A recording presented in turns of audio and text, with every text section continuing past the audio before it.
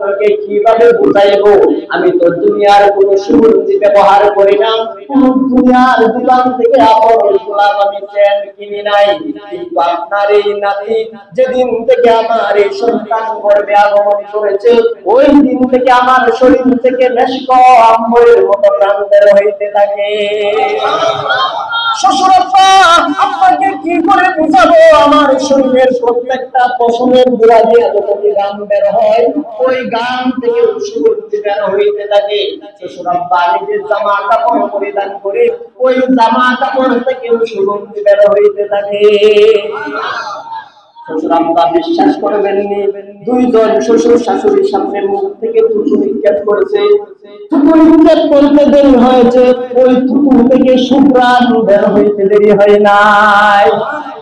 Abdul Muttalib বলে, তাহলে তুমি দুনিয়ার কোন বাজার থেকে সুগন্ধি দাও না? আব্বা না, আমি তো দুনিয়ার কোন কিছু থেকে সুগন্ধি দেই না। আপনার এই নাতি যেদিন থেকে আমার পেটে আসছে, ওই দিন থেকে আমার শরীর থেকে বেশ কম করে সুঘ্রাণ বের হইতে থাকে। তাহলে তো এটা তোমার কোনো দোষ না। শ্বশুরাব্বা আর কি বলবো, আরো শুনেন, যেদিন থেকে আপনার এই সন্তান, আপনার এই নাতি আমার সন্তান গর্ভধারণ করেছে, আমার গর্ভে এসেছে, ওই দিন থেকে আমি যখন রাস্তা দিয়া হাইটা যাই, আকাশের মেঘ বালাগুলো আমার মাথার উপর ছায়া দিতে থাকে। শুধু তাই না, আমি যখন রাস্তা দিয়ে যাই, রাস্তার দুই পাশের গাছগুলো আমার সামনে মত হয়ে যায়, আমাকে শ্রদ্ধা দেয়, আমাকে সালাম করে। আমি যখন রাস্তা দিয়ে হাইটা যাই, তখন শক্ত পাথরের মধ্যে যখন আমি পাড়া দেই, সঙ্গে সঙ্গে পাথরটা তোলার মতো নরম হয়ে যায়।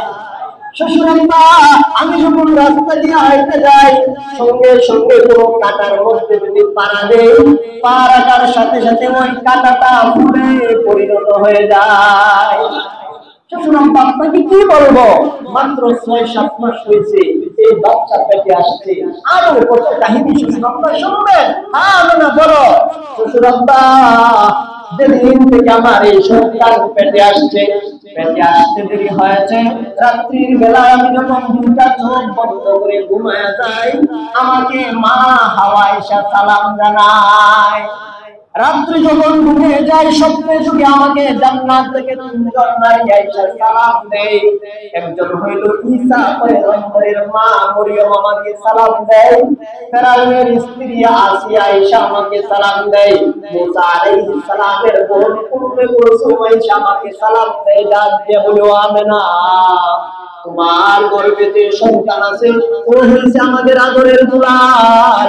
ওরে আমেনা, জান্নাতে আমাদের 3 জনের সাথে তার সাথে আনুষ্ঠানিকভাবে আল্লাহ বিয়া করাবেন।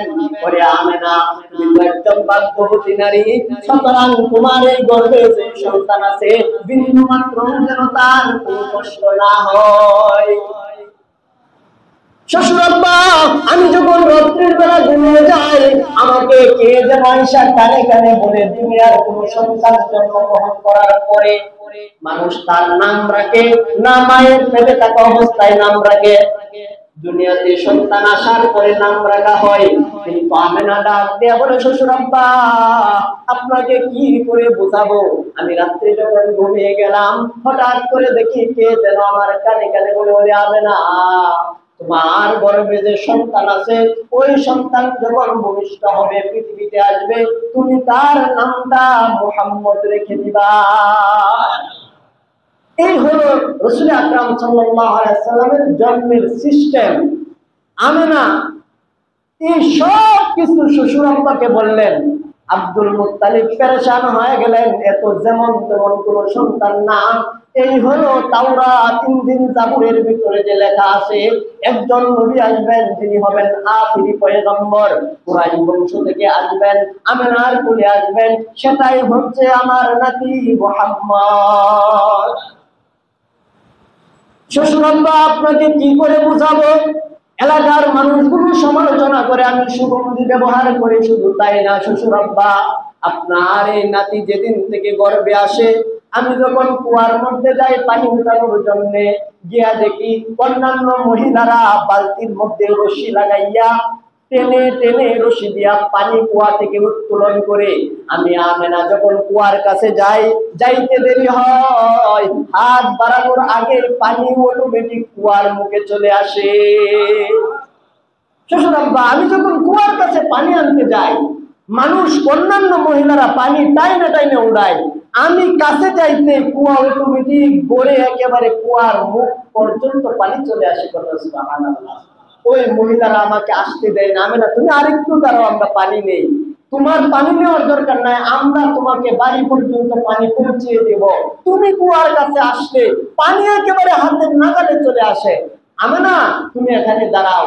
শ্বশুর আব্বা, আমি যখন কুয়ার কাছে যাই পানি আনতে, অন্যান্য মহিলারা আমাকে পানি নিতে দেয় না, আমার পানি তারা বাড়ি পর্যন্ত পৌঁছায়া দেয়। এই হইল রাসূল আকরাম সাল্লাল্লাহু আলাইহি ওয়াসাল্লামের মিলাদ। এটা হচ্ছে নবীজির জন্ম। আরো শুনবেন, বলবো? আমেনা কি বলে এবার শুনেন। এভাবে দিন যায় দিন যায়, 10 মাস 10 দিন হয়ে গেছে, নবী জন্মের সময় হয়ে গেছে। কখন নবী জন্মগ্রহণ করেন? এই বাংলাদেশ থেকে প্রায় 4500 কিলোমিটার পশ্চিমে। কোন দিকে? পশ্চিমে। আমরা যে নামাজ পড়ি কেবলা কাবা শরীফ সৌদি, এখান থেকে কোন দিকে? পশ্চিম দিকে। বাংলাদেশ থেকে প্রায় 4500 কিলোমিটার। কয় হাজার? 4500 কিলোমিটার দূরে আদম আলাইহিস সালাম জন্মের 9500 বছর পর, আজ থেকে প্রায় 1400 বা 1500 বছর আগের ঘটনা। আদম আলাইহিস সালাম জন্মের 9500 বছর পর হযরতে নূহ আলাইহিস সালামের প্লাবনের 6500 বছর পর হযরতে ইব্রাহিম আলাইহিস সালামের জন্মের 3500 বছর পর হযরতে মূসা পয়গম্বর জন্মের পৃথিবীতে আসার 2500 বছর পর আসহাবে কাহাফের যে ঘটনা হয়েছিল, ওই ঘটনার 70 বছর পর আসহাবে ফিল হস্তি বাহিনীর ঘটনার 50 দিন পর বিশ্বনবী 20 এপ্রিল মতান্তরে 22 এপ্রিল 12 রবিউল আউয়াল মতান্তরে 9 বা 8 রবিউল আউয়াল সোমবার দিন সুবে সাদেকের সময় রবিউল আউয়াল মাসে পৃথিবীকে উজালা করে নূরায় নূরান্বিত করে আমেনার কোলে বিশ্ব নবী জন্মগ্রহণ করেন। আজ থেকে কয় হাজার বছর? প্রায় 1400 বছর আগের ঘটনা। নবীজি সকালবেলা সুবে সাদেকের সময় জন্মগ্রহণ করেছেন। সুবহানাল্লাহ। তারিখ নিয়ে ইখতিলাফ আছে, কিন্তু সুবে সাদেকের সময় যে ফজরের আগ টাইমে, ফজরের টাইমে, এই টাইম নিয়ে কোনো ইখতিলাফ নাই। এখন দেখেন, ওই টাইমটার ভিতরে ঘর অন্ধকার থাকে না আলোকিত হয়ে যায়? অন্ধকার থাকে। রাত্রির বেলা সুবে সাদেক যখন হইতেছে ঘরটা অন্ধকার। এখন তো বর্তমানের যে আমাদের যে প্রজন্মরা যারা আসতেছে দুনিয়াতে, এরা বাতি বুঝবে না, বাতি কি জিনিস, হারিকেন কি জিনিস, কথা বলেন ঠিক কিনা? তখন তো আর শহর ছিল না। আমেনা ডাক দিয়া বলতেছে, ওই দিন যেই দিন আমার সন্তান মুহাম্মদ জন্মগ্রহণ করে, আমার বাতিতে তেল ছিল না। কি নাই? তেল। হারিকেনে তেল নাই, চারাক বাতি, বাতির মধ্যে তেল নাই।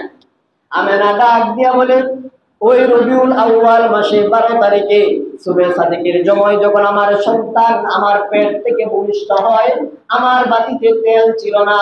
সন্তান জন্মগ্রহণ করেছে, সঙ্গে সঙ্গে তাকায়া দেখি আমার ঘরটা সূর্যের ন্যায় আলোকিত হয়ে গেছে। সূর্যের ন্যায় আলোকিত হয়ে গেছে। আমেনা ডাক দিয়া বলে, পৃথিবীর মহিলারা যখন সন্তান প্রসব করে, ডেলিভারির কেসে অনেক মহিলা মারা যায়, কথা বলেন ঠিক কিনা? ডেলিভারির কেসে অনেক মহিলারা মারা যায়, সন্তান প্রসব করার জন্য অনেক মহিলারা দুনিয়া থেকে চলে যায়। আমেনা বলে, ও পৃথিবীর মহিলারা, আমি আমার এই সন্তানকে যেই দিন থেকে পেটে নিয়েছি, ওই দিন থেকে আমি এমন আরাম বোধ করি, দুনিয়ার কোন নারী এমন আরাম বোধ করে না। আমেনা ডাক দিয়া বলে, ও শ্বশুর আব্বা, আমি যখন আপনার এই নাতি সুবে সাদেকের সময় যখন জন্মগ্রহণ করেছে, হঠাৎ করে দেখি ঘরটা আলোকিত হয়ে গেছে, সন্তান দুনিয়াতে আগমন করেছে। অন্যান্য মহিলারা যখন সন্তান পেট থেকে বের হয়, তাহলে তার নাভির নারটা বেলের দিয়া অথবা কেচি দিয়া কাটতে হয়, কথা বলেন ঠিক কিনা? দুনিয়ার সন্তান যখন দুনিয়াতে আসে, তার নাভির নাড়টা মায়ের পেট থেকে আসার পরে ব্লেড দিয়া বা কেঁচি দিয়া কাটতে হয়। আমেনা ডাক দিয়া বলে, ও পৃথিবীর মানুষ, আমার সন্তান মুহাম্মদ যখন জন্মগ্রহণ করেছে, আমি তাকায়া দেখি কে যেন পেটের ভিতর থেকে নার কেটে ক্লিন করে বের করে দিয়েছে। সুবহানাল্লাহ। আরো আস্তে কইেন বাসার দিয়া, আরো জোরে বলেন সুবহানাল্লাহ। সুবহানাল্লাহর আওয়াজ আস্তে হবে না জোরে? আরো জোরে বলেন, আস্তে না জোরে? আমেনা ডাক দিয়া বলে, ও পৃথিবীর মানুষ, আমার এই সন্তান যখন জন্মগ্রহণ করে, অন্যান্য মহিলারা সন্তান প্রসব করার পরে ছেলে সন্তান হইলে মুসলমানি করাইতে হয়, খতনা করাইতে হয়। কথা বলেন ঠিক কিনা? আমরা বলি, ও দুনিয়ার মহিলারা, আমার সন্তান যখন জন্মগ্রহণ